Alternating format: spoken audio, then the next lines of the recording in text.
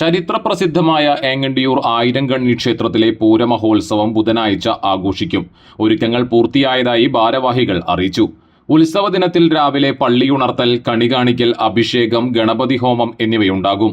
ക്ഷേത്രാചാര ചടങ്ങുകൾക്ക് ശേഷം പ്രഭാത ശീവേലിയുണ്ടാകും. മേളത്തിൽ സന്തോഷ് കൈലാസ് പ്രമാണം വഹിക്കും.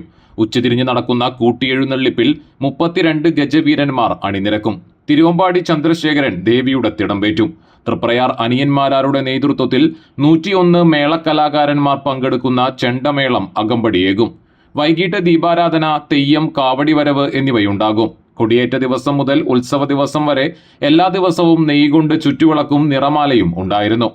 ക്ഷേത്രം തന്ത്രി മുഖ്യൻ നാരായണൻകുട്ടി ചടങ്ങുകൾക്ക് മുഖ്യ കാർമ്മികത്വം വഹിക്കും. President Uthaman Kathot, secretary Vishwambharan Kathot, managing trustee Vidyasagar Kathot എന്നിവർ ആഘോഷങ്ങൾക്ക് നേതൃത്വം നൽകും. ഉത്സവത്തോടനുബന്ധിച്ച് തൃശൂർ റൂറൽ ജില്ലാ പോലീസ് മേധാവി ബി കൃഷ്ണകുമാർ IPSന്റെ നേതൃത്വത്തിൽ വിപുലമായ സുരക്ഷാ ക്രമീകരണങ്ങളാണ് ഒരുക്കിയിട്ടുള്ളത്.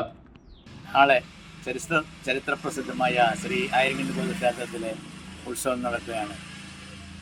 32 ഗജവീരന്മാർ പങ്കെടുക്കുന്നു. എല്ലാ ക്രമീകരണങ്ങളും പൂർത്തിയായിട്ടുണ്ട്. തിടമ്പേറ്റുന്നത് ക്ഷേത്രം ട്രസ്റ്റിൻ്റെ തിരുവമ്പാടി ചന്ദ്രശേഖർ ആണ്.